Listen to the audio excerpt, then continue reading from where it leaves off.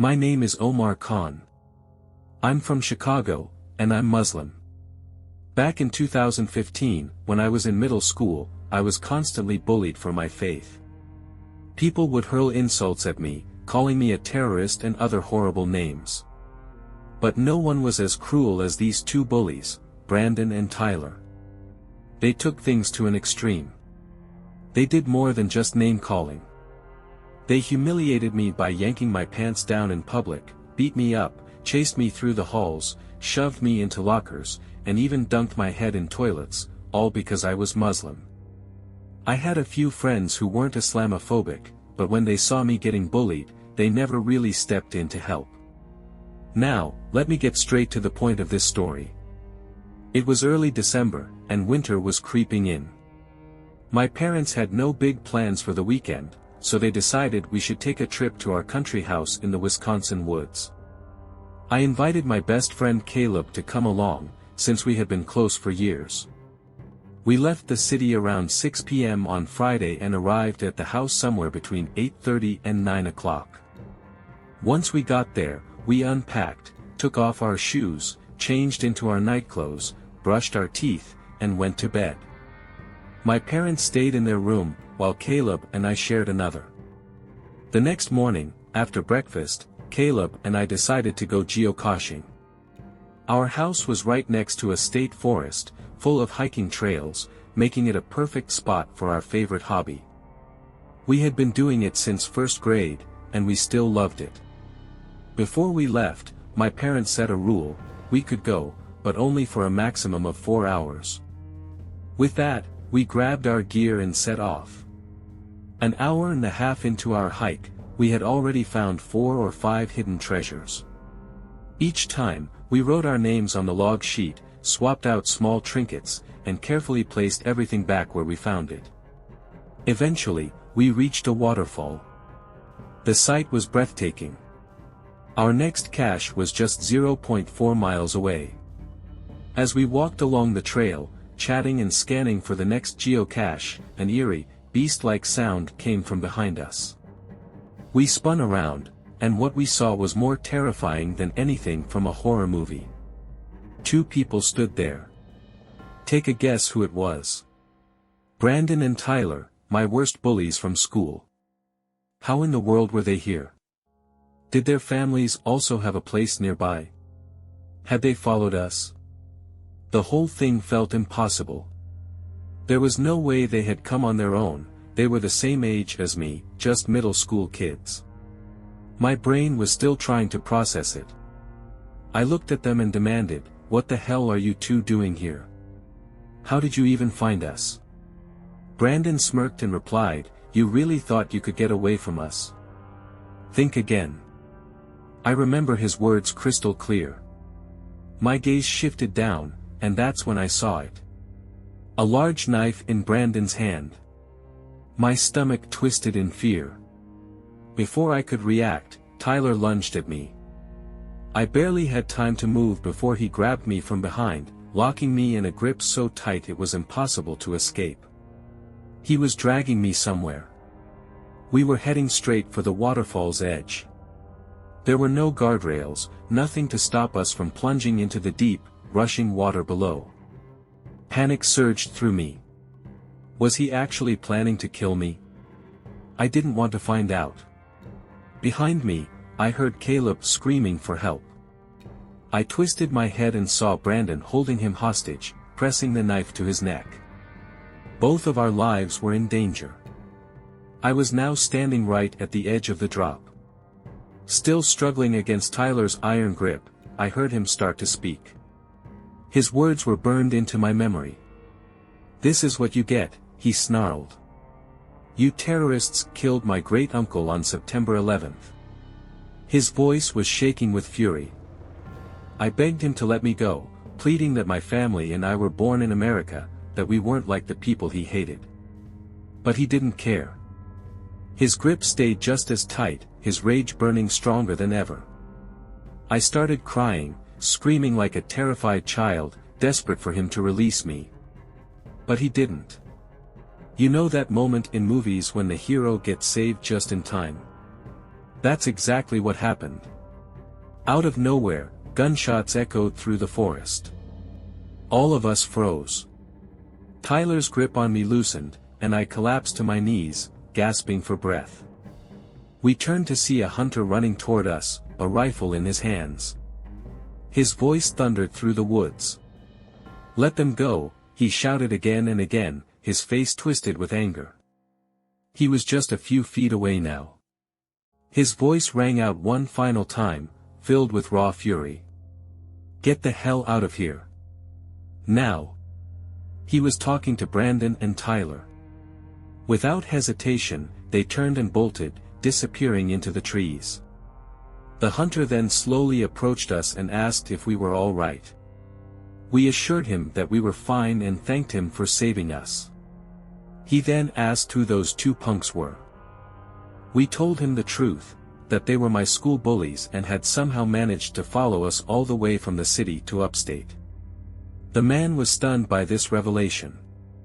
After a brief pause, he offered to drive us home, and we gladly accepted. Within 10 to 15 minutes, we arrived back at the house. My parents let the man come inside since he had witnessed everything. As we stepped through the door, my mother immediately asked, "Who is this?" Her expression, along with my father's, was filled with confusion, and I couldn't blame them. I responded, "This man saved us from the two bullies who have been tormenting me at school." At first, my parents seemed doubtful, their eyes scanning the hunter with suspicion.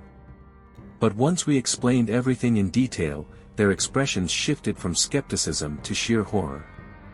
They were completely shaken and insisted that Jaden, the man, and I head to the police station to report the incident. I couldn't have agreed more. At the station, Jaden, the hunter, and I gave our statements to an investigator while my parents waited in the lobby. The officers listened attentively, thanked us for coming forward, and assured us that they would contact our school board back in the city. Hearing that lifted a huge weight off my chest. That night and the following day were quiet. We didn't go anywhere, and we returned to the city late Sunday afternoon. Although I was still shaken up by what had happened, I managed to regain my composure. Then Monday arrived. I was summoned to the principal's office, where I was informed that Brandon and Tyler had both been expelled for what they did to Jaden and me. I was overwhelmed with relief. Those two bastards would never be able to bother me again. The rest of my school years were much smoother. Every once in a while, someone would throw out a slur like terrorist, but it never escalated to physical bullying again. I didn't take it too personally because, at the end of the day, we were all still just ignorant kids. I never saw or heard from Tyler again. The last time I saw Brandon was in 2019. I was walking down a sidewalk when I spotted him coming from the opposite direction. He didn't even glance at me, almost as if he was too afraid to acknowledge my presence. As of today, no one has made fun of me for being Muslim. Chicago has become more accepting over the years. I eventually moved past the incident, but whenever I come across someone, whether online or in person, spreading hatred about Muslims, the memory of that day replays in my mind, reminding me that there will always be messed up people in this world. Back in 2019, when I was 21, I was working full-time at a place called Coconut's Car Wash in Flagler County, Florida. I never went to college because I simply couldn't afford it. My boss wasn't the friendliest guy, but he paid me decently, and I got along with most of my co-workers, except for one. This one guy made my life a nightmare and eventually drove me to quit my job. His name was Nicholas Sess.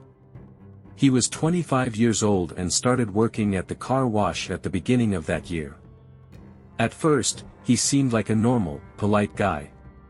He made eye contact when we talked, and I had no reason to suspect anything off about him. We even followed each other on social media, and everything seemed fine. But in March, things took a disturbing turn. Nick started acting creepy. He would find excuses to touch me whenever he could.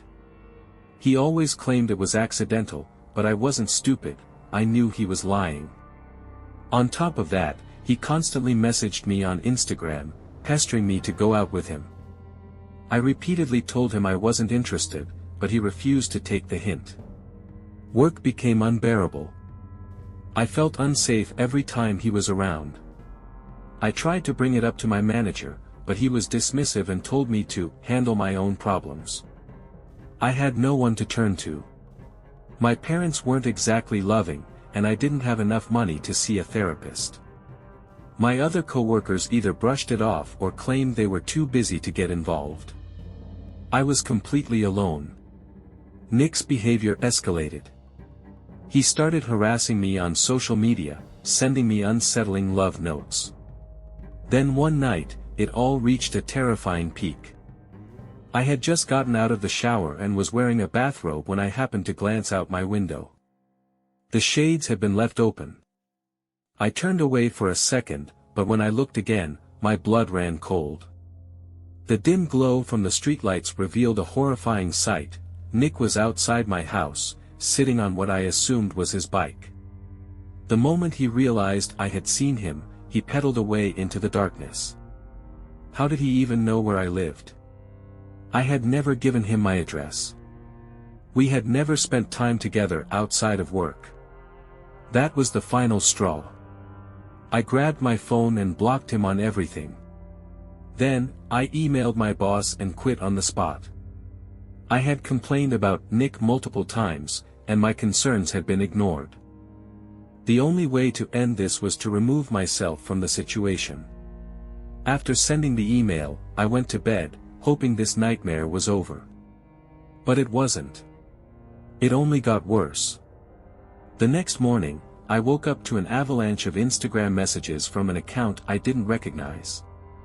When I opened them, I instantly knew it was Nick. Since I had blocked him, he had created a new account just to keep contacting me. His messages were erratic and disturbing, filled with nonsensical ramblings. He did the same thing on Snapchat. I blocked him again. But back then, Instagram didn't have a feature to block someone from making new accounts.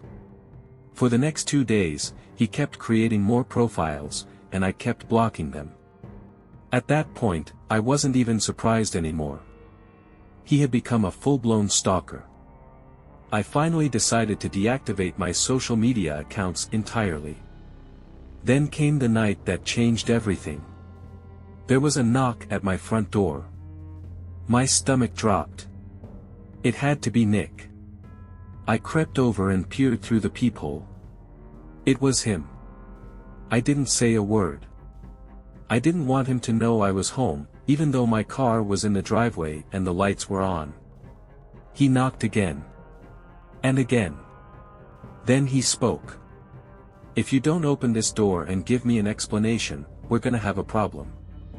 I forced myself to stay calm and finally replied, my voice firm but steady. "My father owns a gun." Then, without hesitation, I grabbed my phone and dialed 911. I stayed on the line with the operator until the police arrived. Within minutes, a patrol car pulled up in front of my house. 3 officers stepped out. I let them in and told them everything. They left and tracked down Nick's address. He wasn't arrested, but they issued him a stern warning to leave me alone. I hoped that would be enough. It wasn't. The very next morning, the police caught him biking toward my house. This time, they didn't just warn him. They arrested him. During his interrogation, he confessed to some deeply unsettling things. He admitted that he had been lurking outside my house multiple times over the past 2 months. Worse, he had been collecting my photos from social media. Hearing that made my stomach churn. Why would he think I would ever want to be with him after all this? Nick is now facing felony charges for burglary of a dwelling and misdemeanor stalking. He could serve up to 15 years in prison and pay $11,000 in fines. I doubt he'll still be obsessed with me when he gets out. At least, I hope I'm right. Next story. The sun was high in the sky, the kind of bright afternoon that made the world feel too ordinary for anything unusual to happen. I stood with my two friends, Ryan and Melissa, at the entrance of the old, abandoned St. Mark's Hospital. The place had been shut down for decades, its structure crumbling, windows shattered, paint peeling from the walls like dead skin. Despite being empty for so long, the town never let go of the stories about it. Some claimed the ghosts of children still roamed the halls, others swore they had seen lights flickering inside, sometimes even in broad daylight. None of us really believed the rumors, but that didn't stop them from crawling under our skin. Ryan, always the one to push boundaries, grinned and said, "It's the middle of the day. What's the worst that could happen?" Melissa hesitated. I could see the uncertainty in her eyes, but she didn't want to seem scared in front of him. As for me, the place unsettled me more than I wanted to admit. But I wasn't about to back down either. "All right, let's do it," I said, forcing indifference into my voice. The heavy front doors groaned as we pushed them open, their rusted hinges screaming like something alive. Inside, the air was thick with dust, stale and oddly cold, a sharp contrast to the warmth outside. Beams of light slanted in through broken windows, illuminating floating dust particles. The floor tiles were cracked, and every footstep echoed too loudly in the eerie silence. Despite the daylight spilling in, the shadows in the corners felt wrong, too dark, too still. We wandered deeper inside, trying to mask our unease with nervous laughter and half-hearted jokes. The walls were covered in graffiti, some of it the usual crude drawings and curse words, but some messages sent a chill through me. "They're still here. Don't turn around." Melissa stopped and pointed at one phrase, scrawled in shaky letters, "We hear them play." She forced a laugh. "Kids must have been really bored," she muttered. We soon found ourselves in what used to be the pediatric ward. The small rooms held rusted hospital beds, their metal frames twisted with age. Faded murals of smiling animals adorned the walls, their once cheerful faces cracked and peeling. The entire space felt wrong, like we weren't supposed to be there. But none of us wanted to be the first to say it. Ryan reached down and picked up a stuffed bear from the floor. Its fur was stiff with grime, its button eyes missing. He waved it at us and smirked. "Think this thing's haunted?" he joked. I forced a laugh, but the feeling in my gut was anything but amused. Then we heard it. A faint sound. Soft. Cheerful. Children laughing. At first, I thought my mind was playing tricks on me. But then I saw Melissa's face go pale. "Did you hear that?" she whispered. Ryan shrugged, trying to brush it off. "Probably just the wind or something." But the sound didn't fade. It grew louder. Closer. The laughter was wrong, too joyful, too full of life for a place so empty. My chest tightened, but I told myself it had to be coming from outside, maybe from kids playing in the distance. Then came another noise. A soft creak. Like a wheel turning. We all turned toward the sound, and that's when we saw it. A medical trolley, sitting in the middle of the hallway. Rolling. Slowly.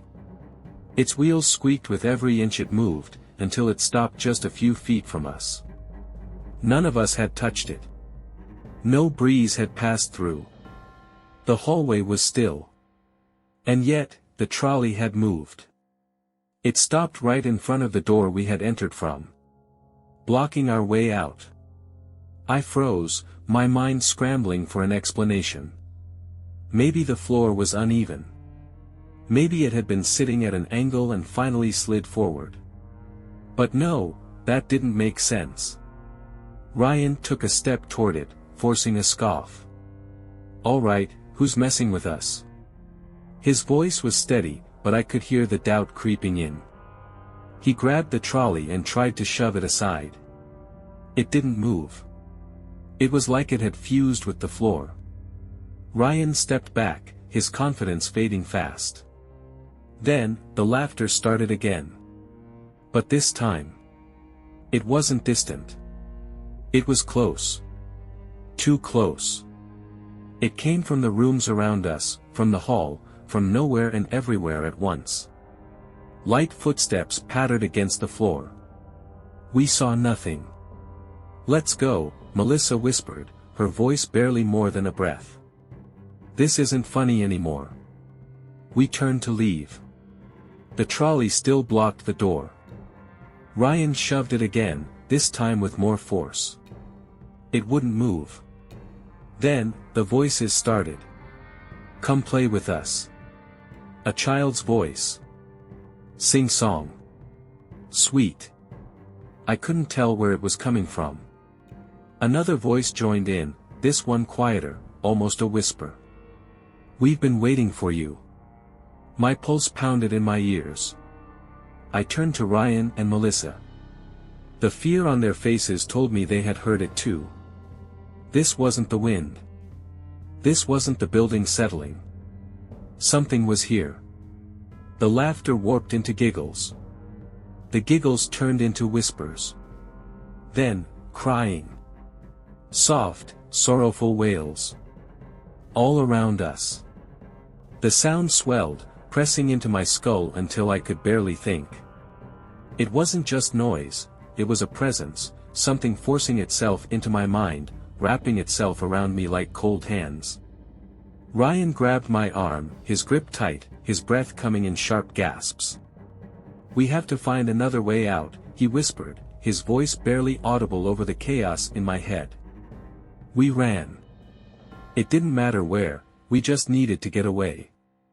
Away from the laughter, the whispers, the crying that now echoed through every inch of the hospital. But the building twisted around us, like it was alive, like it didn't want to let us go. Hallways stretched too long, doors that had been open were suddenly locked. The air grew thick and icy, and the golden light from the windows dimmed, as if the sun had given up on reaching us. Our steps pounded against the floor, our breaths ragged. Then, we saw the stairwell. Without thinking, we bolted down, our footsteps crashing like gunshots in the silence. At the bottom, there was a door, old, rusted, its lock barely holding on. Ryan lunged for it, yanking hard. The door groaned open, and we spilled outside into the blinding afternoon light. For a long moment, none of us spoke. We just stood there, gasping for breath, staring back at the hospital. It looked the same. Silent. Still. Just an abandoned building, crumbling beneath the weight of time. But I knew better. I could still hear the voices, faint now, distant, like something was watching us from the darkened windows. No one cracked a joke. No one dared to speak about what we had just experienced. We simply turned and walked back toward town, the weight of that place pressing down on us. It felt like it had taken something from us. Our confidence. Our curiosity. Maybe even a piece of our sanity. Next story. This happened a long time ago, back in 1989. I don't know if I can truly capture how terrifying it was, but I'll do my best. To this day, I still have no explanation for what happened. And believe me, I've tried to find one. I was 19 at the time, working at an after-school care program that operated out of a small church in a quiet rural town. The church was modest, built in an L shape, with a door at one end, the sanctuary in the bend, and another door at the short end. The basement, fully furnished, was used for Sunday school and doubled as the space where the after-school kids did homework and played games. The program was small, never more than a dozen or so kids. It wasn't meant to grow, it was just a service for families in the congregation. My daily routine was simple. I'd attend community college classes in the morning, then head straight to the church. Most days, I had 2 or 3 hours completely alone in the building before the school bus dropped off the kids. Occasionally, the pastor would stop by to do some work in his office, but most of the time, it was just me. In all that time, nearly a year, I never saw or heard anything unusual. The doors were locked. No one could get in unless I let them. Even when the kids were there, we kept everything locked for safety. Then my best friend got a job with me. She and I had been inseparable since 8th grade. We were serious, responsible, and neither of us had ever been into anything creepy or paranormal. Just two normal college girls working a part-time job. Not long after she started, something happened that neither of us could explain. That day, I was downstairs in the basement with the kids. Some were playing games, others working on homework. My friend was upstairs in the kitchen, preparing their snacks. And then I heard it. The basement door swung open, and she came running down the stairs, calling my name. There was something in her voice I had never heard before, pure fear. I met her at the bottom of the stairs. Her face was pale, her hands shaking. She was not the type to overreact. In all the years I had known her, I had never seen her scared. "What's wrong?" I asked, feeling a tightness creep into my chest. Her voice trembled. "There's someone in the sanctuary." I blinked. "What?" "No, that's not possible. We're the only ones here." She shook her head, swallowing hard. "I heard someone. I was in the kitchen, and I swear, I heard footsteps in the sanctuary.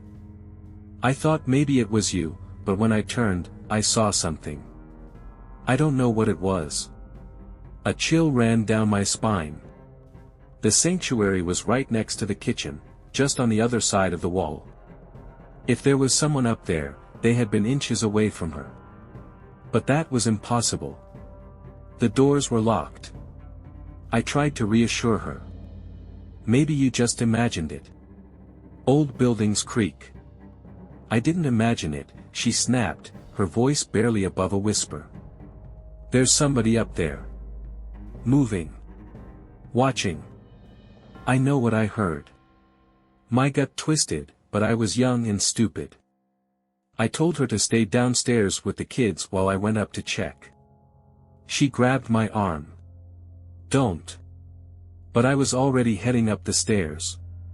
Looking back, I don't know what I was thinking. If there really had been someone up there, I had no way of defending myself. No weapon. No plan. Just blind bravery. Or maybe stupidity. The moment I stepped into the sanctuary, I felt it. The air was thick, charged, like the moment before a thunderstorm. The sunlight pouring through the stained glass windows seemed muted, as if something in the room was swallowing it. I hesitated. Then I heard it. A soft shuffle, just behind the pulpit. Someone was there. I swallowed, forcing myself forward. My footsteps echoed in the empty space. The wooden pews stood in stiff, orderly rows, their surfaces coated in a thin layer of dust. I rounded the pulpit. Nothing. Just empty space. But the feeling, that pressure, was still there. I slowly backed away, keeping my eyes fixed on the spot where I swore someone had just been. My heart was pounding now, and I couldn't explain why. Then, just as I turned to leave, something moved. Not in front of me. Behind me. A whisper, low, indecipherable, brushed against my ear. I ran. I tore down the stairs, breathless, nearly colliding with my friend. The moment she saw my face, she knew. "There was someone," she whispered. I nodded, trying to catch my breath. "We're locking the doors. Now." We secured every entrance, gathered the kids in one spot, and stayed downstairs until their parents came to pick them up. Neither of us said a word about what happened. But we both knew. We weren't alone in that church. I climbed to the top of the basement stairs, carefully peeking out into the hallway before stepping through. The corridor was empty, just as I had expected. Still, I needed to be thorough. I walked down the long arm of the L, checking each of the Sunday school rooms one by one, along with the pastor's office. Nothing. No sign of anyone. By this point, I was convinced my friend had just been spooked by the wind. It was autumn, after all, and the building was old. A gust rattling a loose window, the foundation shifting slightly, the kind of noises you only notice when you're alone in a quiet place. I continued my search, heading toward the bathrooms at the shorter end of the L, double-checking each stall. Finally, I made sure every exterior door was still locked. They hadn't been opened since we arrived, and I had locked them myself when I got there that afternoon. There was no possible way anyone had entered the building. Then, I turned toward the sanctuary. A small window sat at the top of the heavy wooden doors. I stepped up and peered through. Nothing. The sanctuary was exactly as it always was, long rows of pews stretching toward the pulpit, everything still and silent. To the left of the pulpit was a closed door leading to the choir area. I hesitated. Then, taking a breath, I pushed open one of the double doors and stepped inside. The silence pressed in around me as I walked about halfway up the aisle. The air felt heavy, though I told myself it was just my nerves. I stopped and looked around, my voice barely breaking the quiet. "Hello? Is there anybody here? Hello?" The words barely left my lips when the door to the left of the pulpit slowly, deliberately, swung open. Not a creak. Not a slight shift. It swung open all the way. I can't explain the feeling that crashed through me at that moment. Every ounce of blood in my body seemed to drain from my head, flooding into my legs, which somehow wanted to both run and refuse to move at the same time. A jolt of pure adrenaline surged through me, making every second stretch unnaturally long. I turned and ran. I shot down the stairs, my voice echoing through the basement as I yelled for the kids to get out of the building. We rushed outside to the back, where my friend was waiting, eyes wide with fear. For a long moment, none of us knew what to do. This was before cell phones, so calling for help wasn't as simple as pulling out a phone. Either one of us had to go back inside to use the office phone, or we had to stand outside and wait, hoping a parent or someone from the church would eventually come by. And that could take hours. I was still shaking, but I forced myself to go back inside, my heart pounding as I walked to the pastor's office. I called his house, my voice tight as I explained that we needed someone to come to the church immediately. When the pastor arrived, we searched the entire building. Nothing. Not a single thing out of place. No signs of anyone having been inside except us. Everyone dismissed it. Said we had let our imaginations get the best of us. But I know what I saw. And I know what my friend heard. Something was in that church with us that day. And after that, I was never comfortable being alone in there again.